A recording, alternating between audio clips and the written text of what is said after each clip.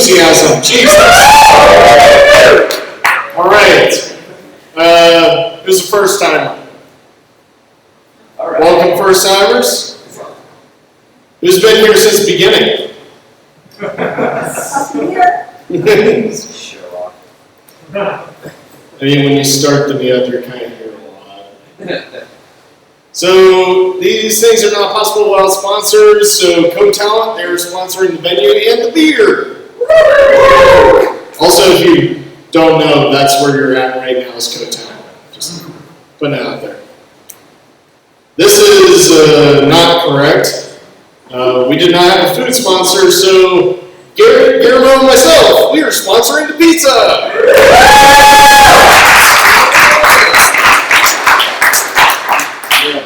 If anyone wants to sponsor food, please let me know. Epic Brewing is pretty nice. They're just down the street. They give us a discount on beer. Denver Pizza Company, also, they're kind enough to give us a discount for food. Also, we have Frontend Masters as a sponsor. They're giving away 3-month trial subscriptions, and we give how many out every month? 3. So stay on your toes for when we're giving those away. Cool. So this is a segment we like to call What's Going On in JavaScript Land. All right. So while he pulls that up, for those of you that come every month, there was no new Chrome this month, so I don't have a normal kickoff rate. Oh wow! I got an update yesterday. More than 67. Oh. Yeah. So when 68 comes out next month, we'll go through that. So those of you who've been here before, I usually get really excited about all the new stuff going on in Chrome DevTools, and I make you guys listen to me talk about that for a few minutes. That's what I'm usually very excited about. So this time, I will let one of you kick it off. What are you guys excited about? And for those of you that are new here, anything goes. Like anything, either big. As long as it's code related. Yeah, that's fine. All right. Anything code related goes. As broad as you'd like, or if it's something super specific that you're working on, that's cool too. Really just anything you want to share that you think is cool what's going on. What's up? I heard that GitHub got rid of all of their jQuery officially. GitHub got rid of all of its jQuery? On the front end. Woo! Very good. Well, I've got one. Slack is buying HipChat, and they're rolling it into one product. So if you're like me, is anybody else or just me? Does anybody else use HipChat? Right, exactly. So I'm very excited about that. That now our company has to move to Slack because HipChat's being rolled into Slack. So I'm excited about that. Yeah, what's up? TypeScript 3 was announced, and then I believe it's released now. So many cool features. Okay, yeah. Sweet. Do you know any one in particular you're excited about? No. I need to go read it. Sweet. Anyone else? What's up? You can now use the beta releases of Vue DevTools. Of Vue DevTools? Yeah. Sweet. Vue DevTools is open for beta testing. It's awesome. How many people are here that are in a code school currently? Cool. Very good. What are you guys excited about? It's good that you're here. I gotta make an Express server. All right. Nice. Good job. Express is good.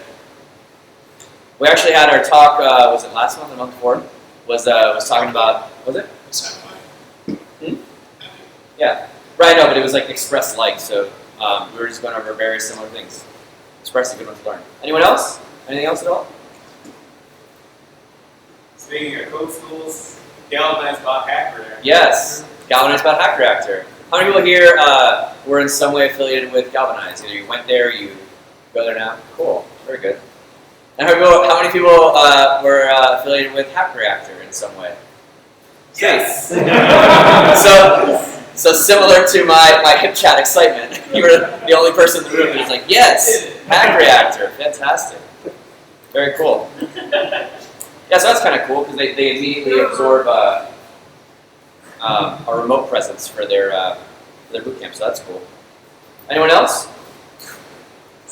I feel like we should talk about the NPM thing that happens with ESLint. So So You're talking about the virus thing? yeah, so if, just mentioning, like if you publish packages on NPM, you should use two-factor.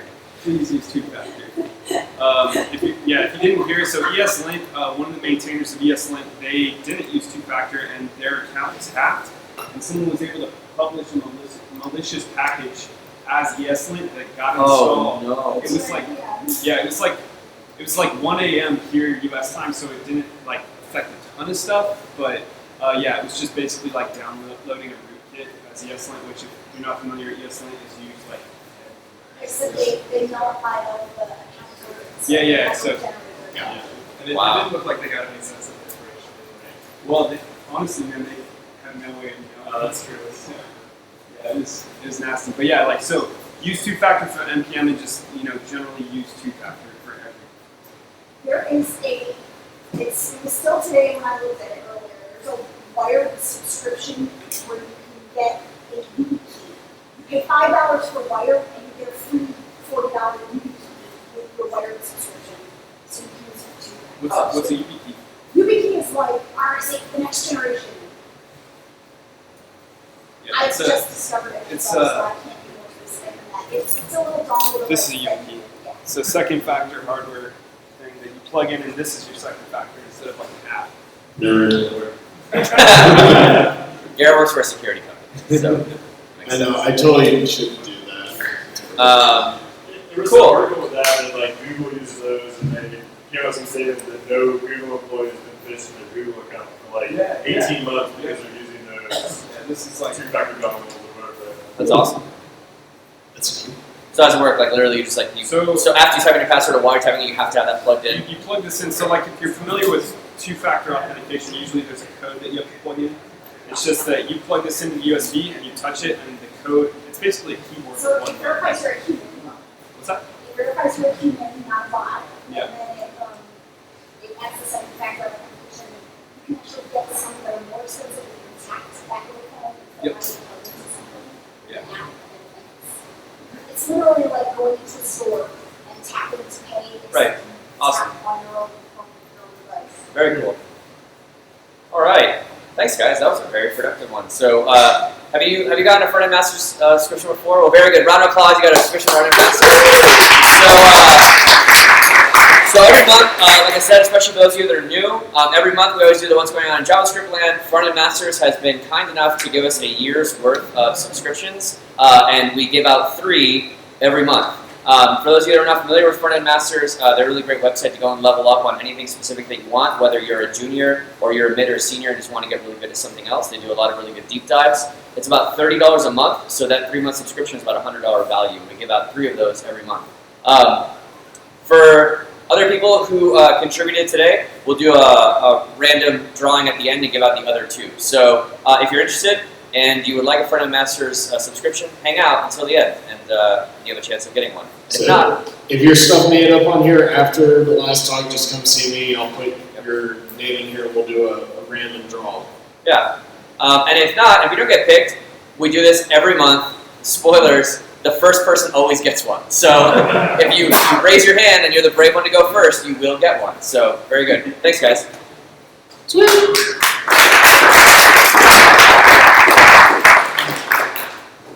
So, does anybody have job announcements? Garrett? Yeah, I have a job announcement. I would love to meet another senior front-end developer to work with me at this, aforementioned security company, building some pretty interesting stuff. Talk to me afterwards if you're a senior front-end developer looking for a new job, and if you're particularly interested in security, it's pretty sweet. I work at Salesforce, and so the office in Bluesville, and I'm looking for a lot of people who are working on development. Cool. Most of the tooling is in Node, so people like Node or JavaScript. Salesforce? Cool. Anyone else have job announcements? Okay. Without further ado, Garrett Dawson.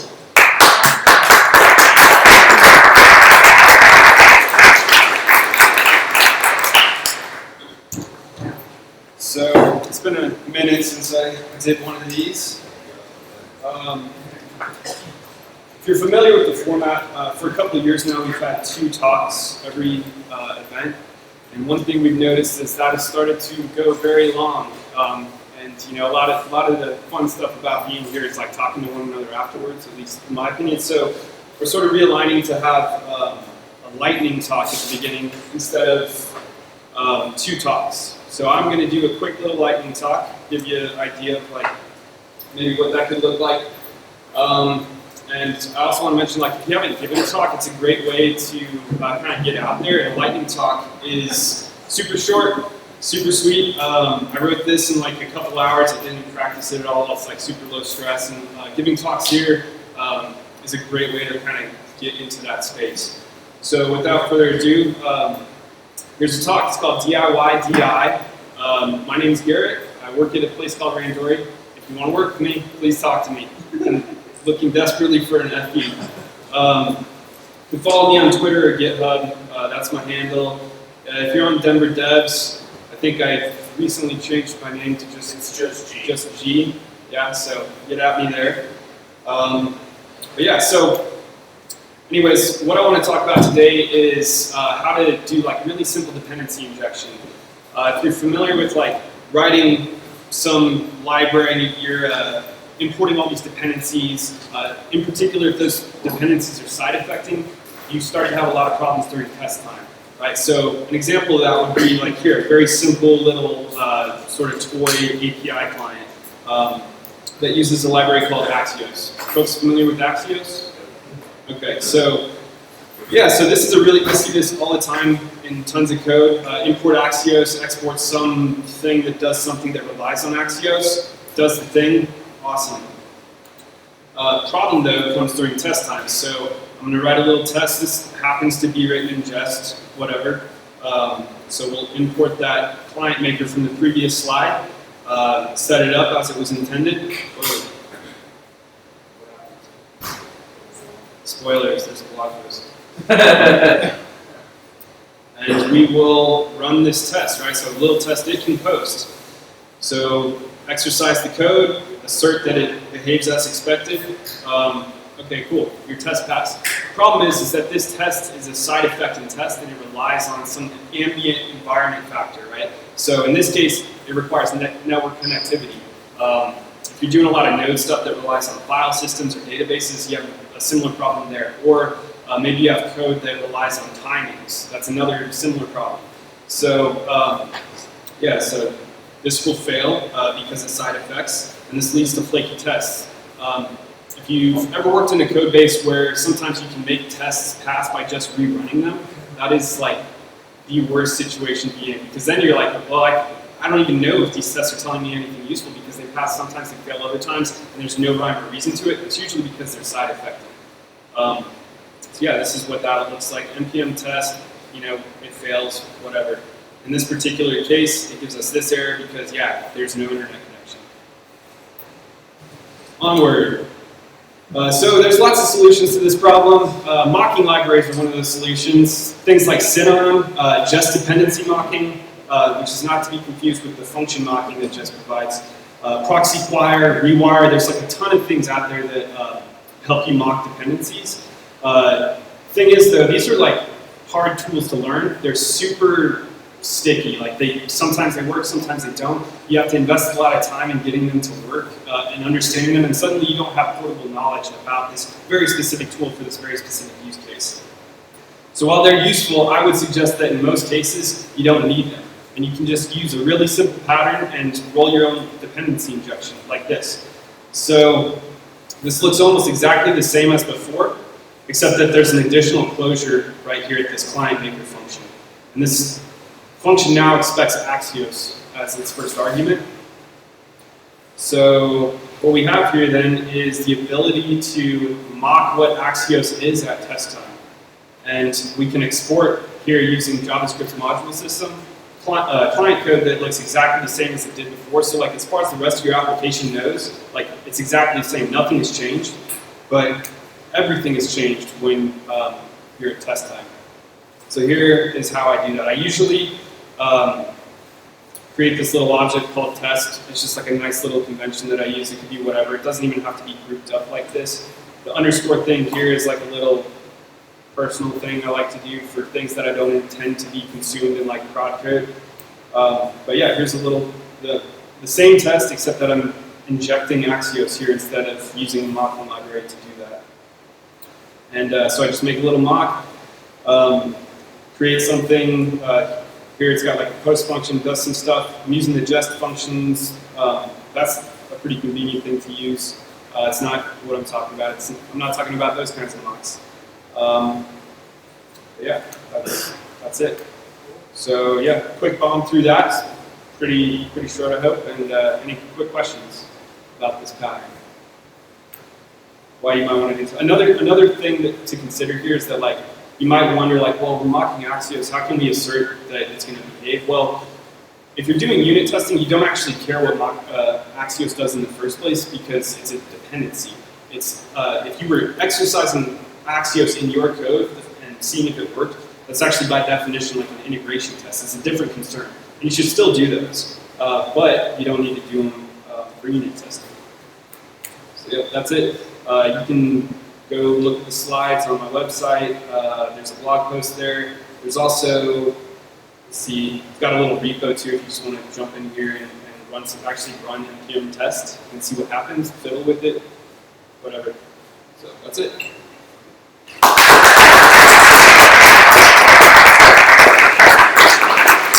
So our next speaker is Doug. Over there. You ready? Yeah. Cool.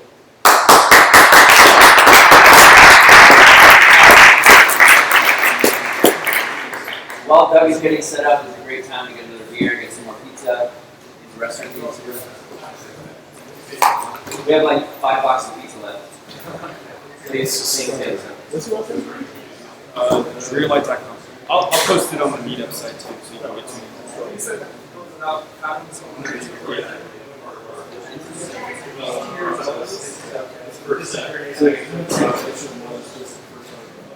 Yeah. I didn't know. Yeah, I mean, PI is just like, it's weird. It's more C# huge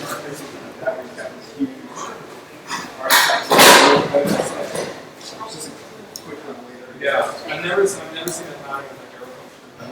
It's interesting. While Doug's getting set up, just so you know, like everything that we planned, what's going on in JavaScript land, slides, anything like that, we'll post them out on the Twitter account and on the meetup page. So you don't have to worry about trying to get links right now. I'm streaming.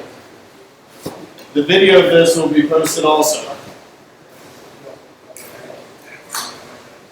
Eventually, we'll get a more sophisticated setup than a $3,500 laptop pointed at you. Hey, it does the thing for now. It does the thing for now, that's for sure. We don't need CJ. This whole portable studio. It was cool when he did. So. That was a lot of work for him. Yeah. Once we consistently get pizza covered, no, we'll worry about upgrading our sound system. Do appreciate you guys. Yeah. Well, the thing is, like the real thing you want to do, like like this stack, is like ideally, like the real place you want to get to is like where you've got like a splitter going on, and you've got the slides being fed right here, and the speaker like picture. So that way there's no haze or glare, and you can see, and also like again ideally you would take the audio like straight from the microphone. Yeah. The audio is really clear. They're powered. There's a little board in the back of the power speakers, but still like powered and plug, or they're like So these are both directly powered. so yeah, that's the ideal thing, right? It's like you have nice crisp audio, like really clear slides. And, like,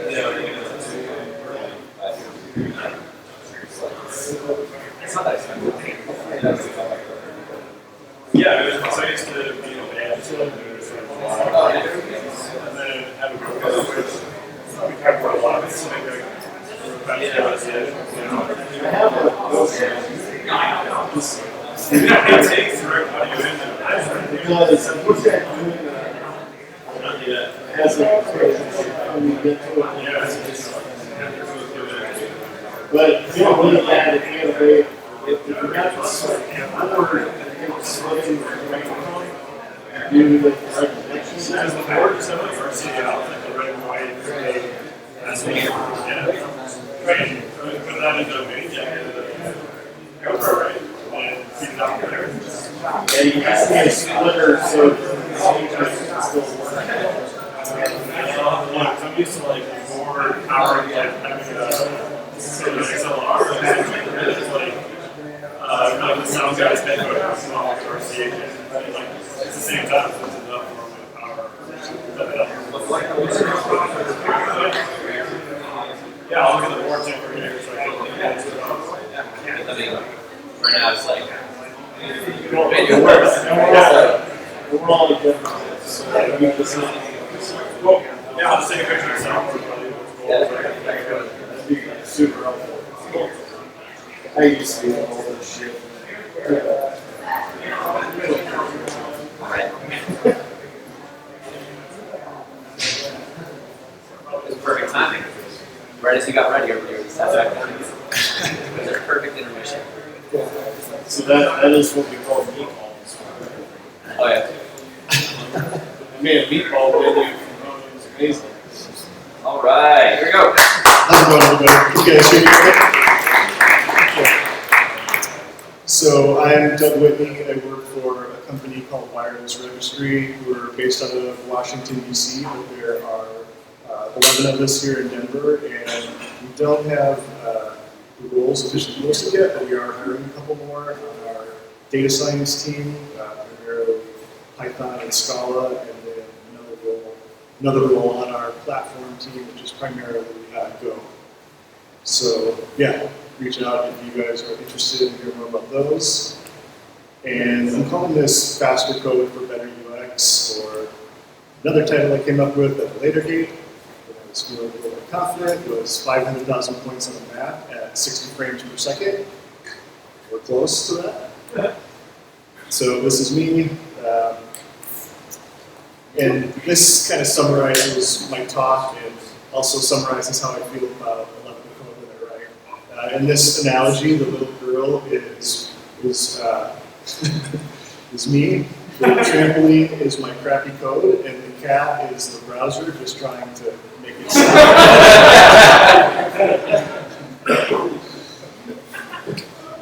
So I think a question that comes up a lot when you're developing web apps is, what is objectively fast enough? And asking this question can lead to some really deep rabbit holes, because you can, similar to analytics, performance is one of those areas where you can just keep finding more things to improve, but are you really seeing gains from the time that you're investing in that effort? So, with that question in mind about what is fast enough, like a lot of things in life, Google has an answer for us, and they've developed this model, right, that they call Rail, and it is a user-centric model in the sense that it's really concerned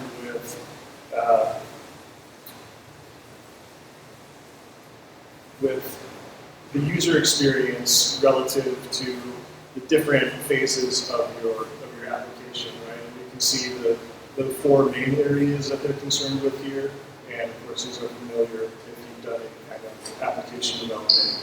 No matter what your app looks like or what its life cycle looks like, you're going to have these four kind of phases. So, yeah, more specifically, this is what we're talking about.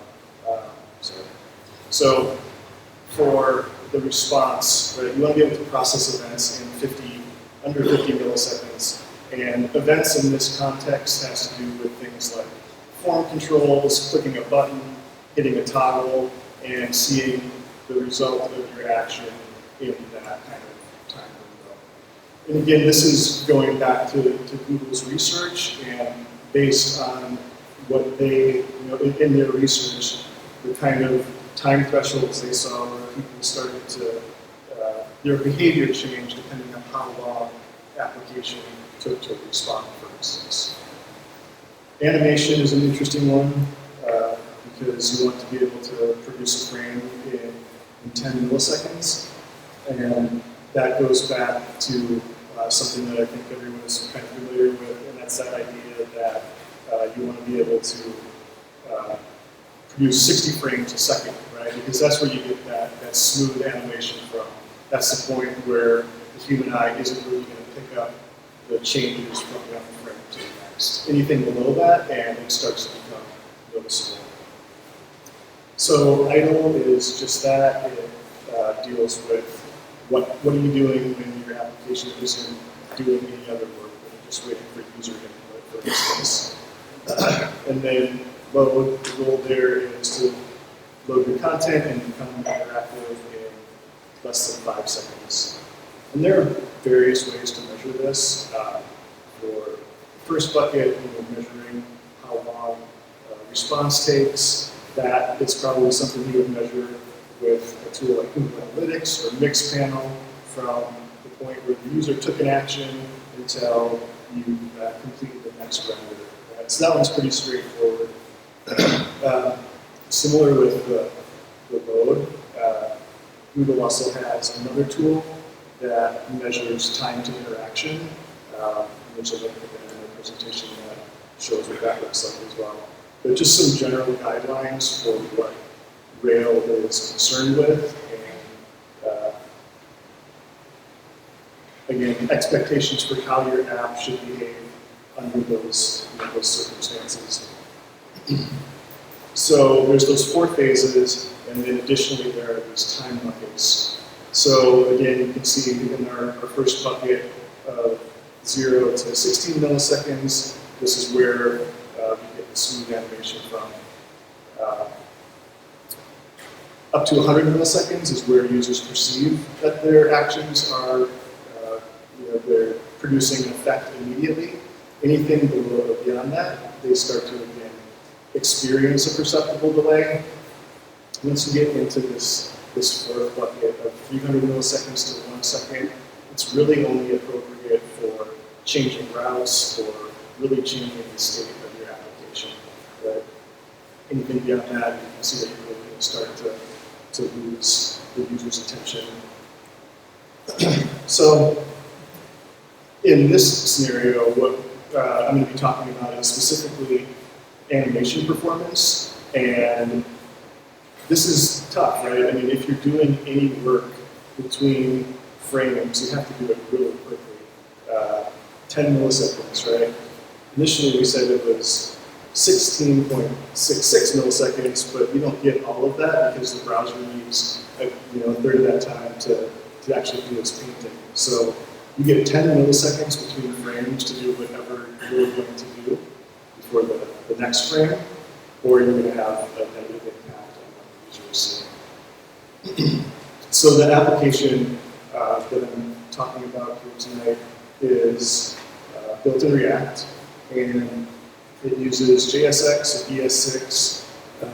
It also uses a couple of open source projects, I should say, that are put out by Uber, and that's DeckGL and ReactMapGL.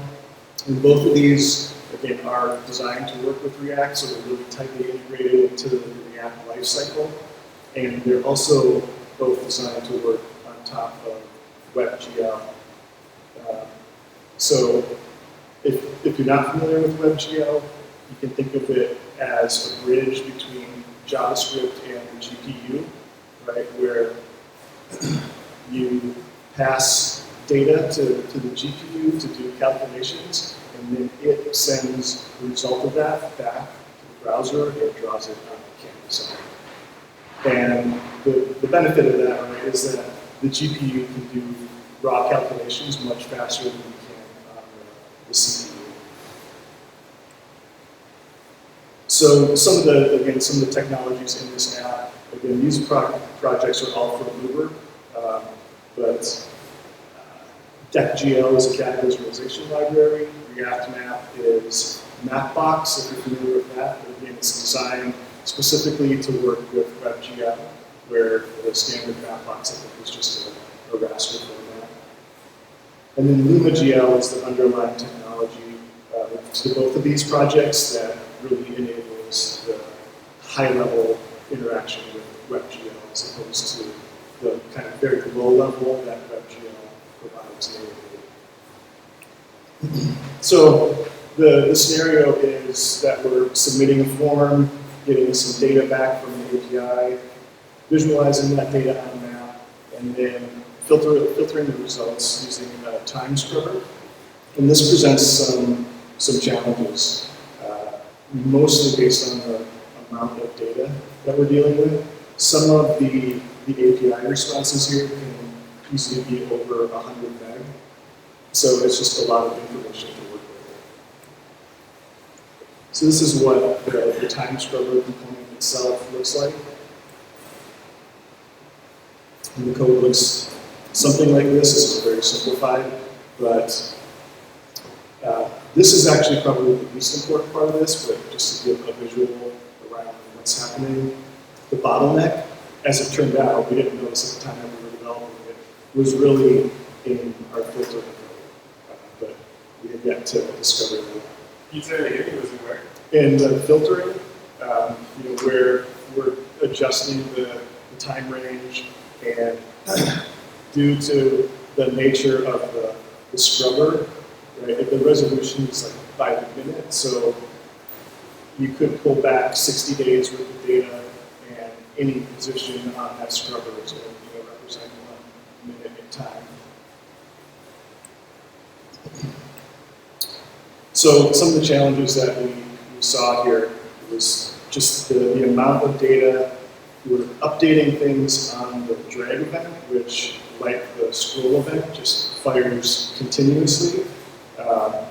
So not only are we dealing with a lot of data, but the event handler that we're trying to respond to is just hammering us every time the user is moving their mouse.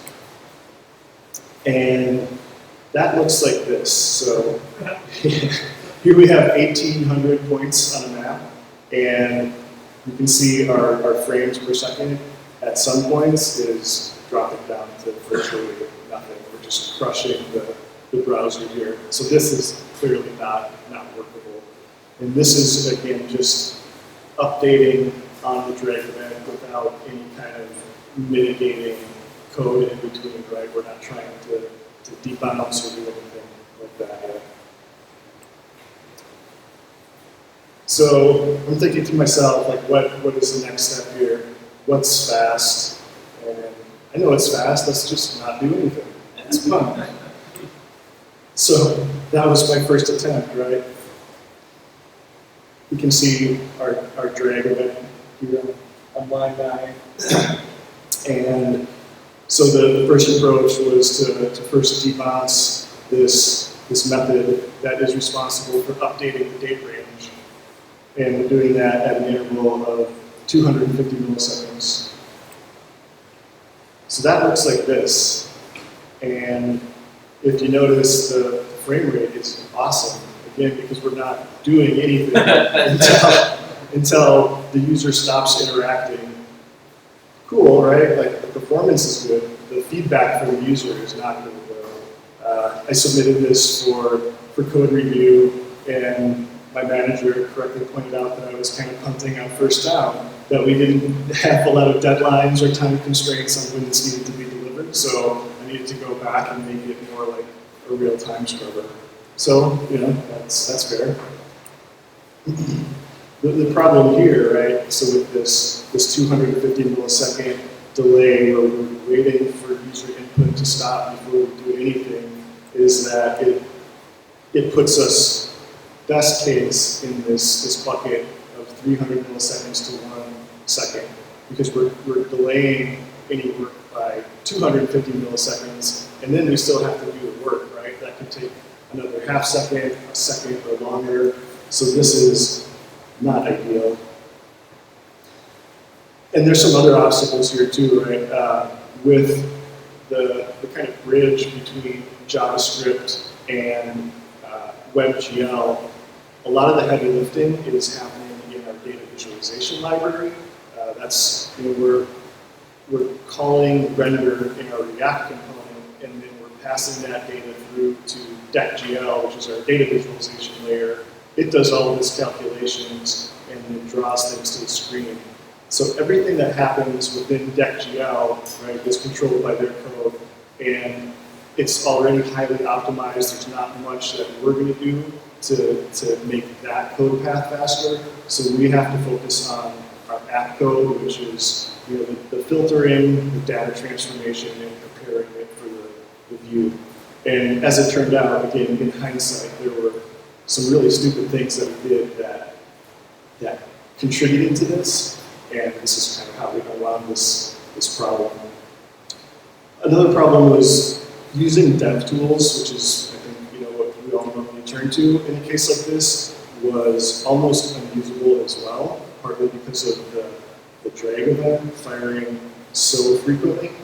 And even after we had made some initial improvements in dev tools, it was reporting under 10 frames per second.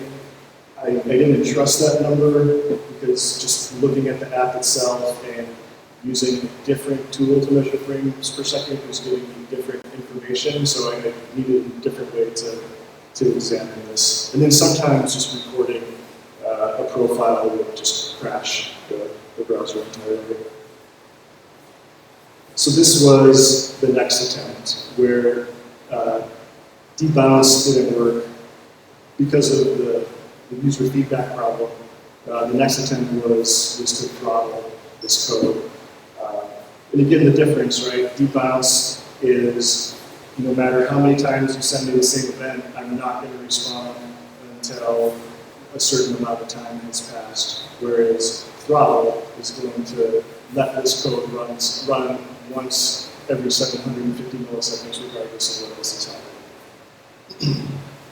So this is what that looks like, right? So now we're throttling at 750 milliseconds. The performance is good. The feedback from the user is still not as good. Now there's a slight delay between when the handle stops dragging and when the visualization actually updates. And again, we're waiting at least 750 milliseconds before we do any more work. So that leaves us in this same bucket. From the user perspective, we haven't really gained anything. So again, the dev tools are not especially useful here, but we still need a way to identify where the slow code paths are, right? And we have a general idea that we know it's in our event handler for drag, but there's a lot of stuff happening in that code path, and narrowing it down, again, is difficult without dev tools. But this turned out to be really useful. It's a standard browser API, and the idea is just that you get very fine resolution on these timestamps, and you can compare the two to know how long a block of code took to run. If you're familiar with the flame graph from DevTools, I think of this similarly, but kind of approaching it from a different angle. You're starting very broadly, and then as you identify areas that are taking a long time, you start to narrow in on those, right? In this context, this is literally add timestamp at the opening of this method, add one at the bottom, and then start adding more timestamps to narrow down where the expensive work is happening.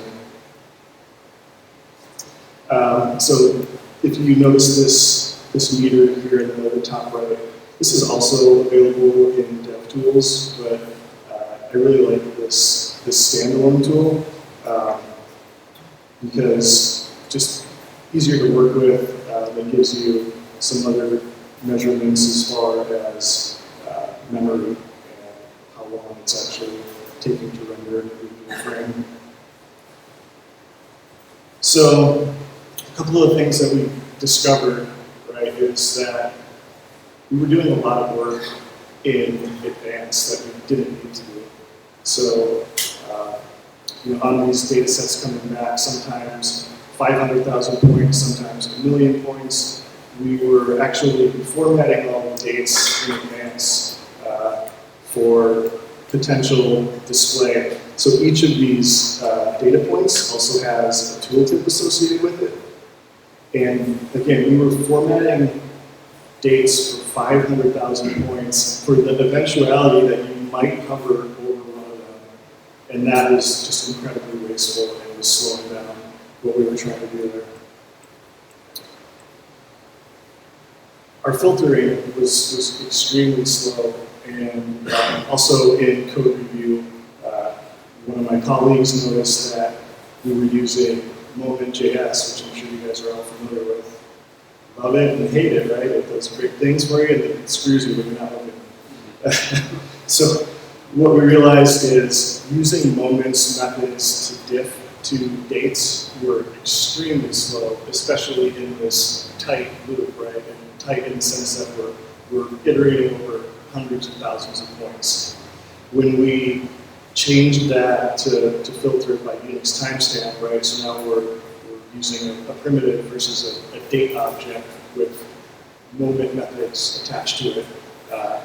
Incredibly fast compared to what we had been doing. We also added a bit of code to do some caching. It's not as useful as you might think, in part, again, because our time range could be over 2 months, and what is the likelihood that you're gonna end up on the same minute that you did when you were adjusting the slider that you did a couple of minutes ago, right? So we use caching for when the map is being panned or zoomed or tilted, just so we're not recalculating things during those stages. So now with some of those improvements, and this naming is completely wrong, it should be throttle update range, but you get the idea. So now we're still throttling, but with some of those improvements we made, we were able to shrink this interval down to 250 milliseconds. So shaved almost a half second off of the timer. Right? And this, I think, is about 400,000 points, and with these changes in place, we're getting really close to where we want to be. You know, I mean, you're never going to get 60 frames per second consistently unless you're just not doing anything. So this is reasonable. The updates are happening almost as quickly as the user stops interacting. So when the handle is released, the visualization refreshes. So this is good. It felt like we could still make some more improvements, but this is kind of where we stopped. And I gave a version of this same talk at another meetup maybe 2 months ago. And while I was kind of talking about some of the improvements we had made in walking through this, the guy in the audience said, "Have you ever heard of this library called Crossfilter?" I said, "No," and he sent me a link a couple days later, and I tried it out, and it was just amazing. So filtering, right, even with these changes in place, is still our bottleneck. 500,000 points here, but using the native array filter method on this set was taking, again, 49 to 100 milliseconds just to do the filtering. So that's after you've throttled it for 250 milliseconds, right? So again, this is just pushing us out of the bucket that we want to be in as far as the UX response. So what are alternatives, right? Before I learned about this other library, I looked at web workers. This seems like a good use case for that. What I didn't realize is for a web worker, there's still an expense, a cost for transferring data to that web worker. In this case, it was too high, right? The API responses I'm getting back are easily 100 meg, and there's no way I can send all of that over to the web worker, get a response back, and update the frame in 10 milliseconds, right? I mean, these limits just make it unrealistic unless I'm doing something to pull the data apart on one side and reassemble it on the other, and even that may not work. So this is the library I was mentioning. cross-filter, developed initially by Square, and it's one of those projects that is now essentially not under development. It's stable. It does what it needs to do. It doesn't have any dependencies, which is also cool. But the difference here was just, I mean, beyond what I expected to even see, right? So we're filtering 500,000 points in less than a millisecond, a third of a millisecond. So that allowed us to get realistic performance with like 500,000 points in this example. So you can see, we're still in the range of 45 to 60 frames per second, but here we're looking at 100,000 fewer points and much slower performance, at least in those kind of troughs. So this was a big win as far as being able to swap this out. It was really easy. We only filter on one dimension of data, but cross-filter supports multiple dimensions. So you can think, like trying to see when a flight is going to land and all of the different cross sections that you can have there for a kind of multi-dimensional filter. So with this, right, this gets us into this kind of intermediate bucket. I don't know that we'll ever actually get here to this buttery smooth 60 frames a second. I don't know that it's that important because, again, having a model guides to follow to be able to say, we've done this work, it's sufficient for user expectations. I could go beyond this. I could spend a month trying to optimize this and get it to 60 frames a second. Is it going to help us as a business? Probably not. It's an interesting challenge, but not really necessarily keep pursuing beyond this. So again, this is where we started, just crushing the browser, right? And this is where we end up being able to filter 500,000 points relatively smoothly. So again, like what is next for this? Probably nothing. This is good enough for this implementation. We're not going to realize any more gains out of spending more time trying to optimize this. So in hindsight, right? I mean, these are the insights you get to do for it. Don't do unnecessary work, especially in a loop. It's like basic stuff, but I don't know. I wrote the code and I didn't consider it. People on my team reviewed it. They did not catch it in code review. I think it's important in those scenarios that you have someone who is building and testing things manually. And I think it just also speaks to the need to review code critically and ask why you're doing things a certain way. Like, what effect is this going to have? Definitely some things in this code path that I wouldn't have anticipated, but became really clear after we threw a ton of data at it. Right? Just kind of brought those problems to the forefront. If we were rebuilding this same application today, there is a fourth tool from Uber called KeplerGL, and this combines some of the pieces I was mentioning earlier, React Map GL, Deck GL, and it similarly provides things like this time scrubber. So if we had waited a couple of months to build this, we could have taken advantage of all of that work, but the timing just wasn't quite right. So yeah, what worked and what didn't. In the end, it was a combination of these things on the left, right? Throttling our drag handler, deferring unnecessary work, things that weren't necessary at the time that we were doing, pushing them further down the code path, and filtering on timestamp again, as opposed to filtering on a date object, and then using this cross filter library. So things that didn't work were debouncing our drag handler. The user feedback was just insufficient. Another option that we looked at was grouping responses by minute. I think that still has some promise, but it would require either API changes on the back end, or it would also have, if not for API changes, it would be expensive on the client side. So we're already grouping these responses by another dimension to remove duplicates. So if we had to do the group by 2 different dimensions over 500,000 points, that is just inherently slow.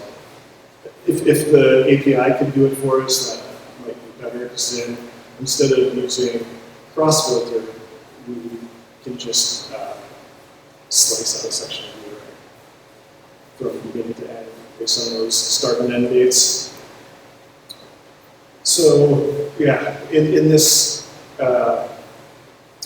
work, I think what's really important is don't worry about performance until it's noticeably slow. I really believe in the advice that Google and others give for the V8 team to let the engine do the work for you. Don't optimize until you need to. And I think where this worked out as well was that we spent a little time, made an improvement, thought about what we had done, and then just kept coming back to it. If you get too close to the problem, like you just don't have a perspective to say, oh shit, here's that thing I noticed that I did that was really stupid. You have to have the ability to step back and then come back to it with fresh eyes.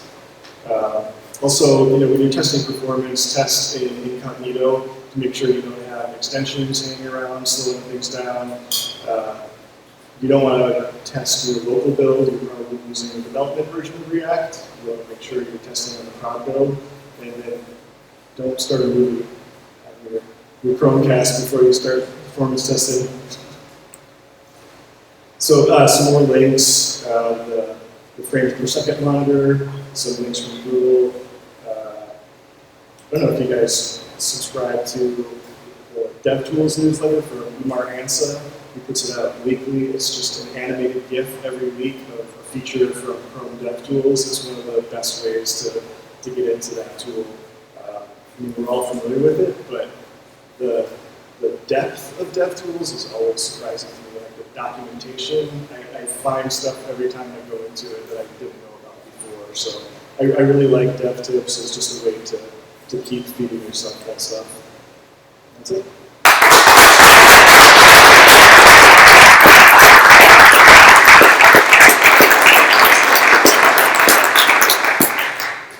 Any questions? So I just did a project with JS too, and I also had watched frame rate. At one point, it's like unoptimized. I was like, 4 frames per second, and it's not really useful.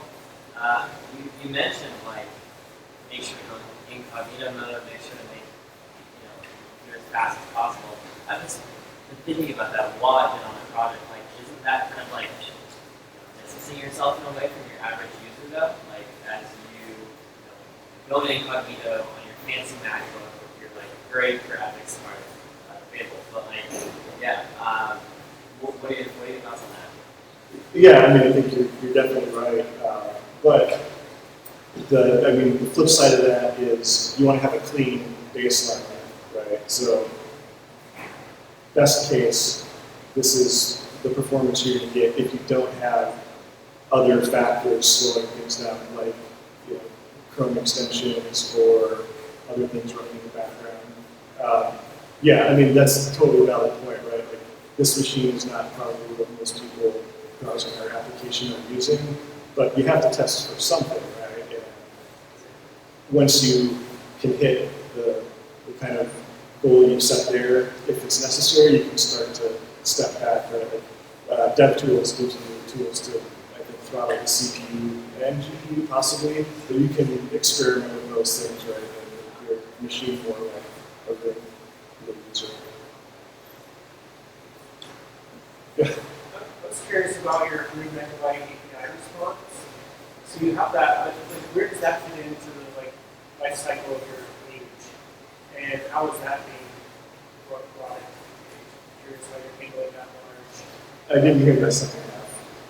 How are you handling the large API requests? I mean, I understand how you optimize the parsing there, but like, where do you bring that in to the page? Is that based off user interaction? Is that happening in the background? It's based off of user interaction, so the initial state of this is just a map, and then you draw out the area of interest, and then you submit that to the API, and it gives you back whatever happens to fall within that range. It's a stream response, so that helps a bit, but yeah, by the time you start to deal with it, it can just be a very large data object.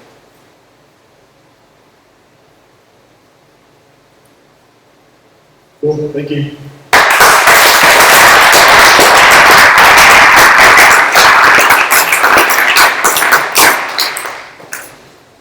Thanks, Doug. That's all the talks we have for tonight. There's more beer and maybe some pizza scraps left over, so feel free to get a beer, stick around, nerd out. Thank you.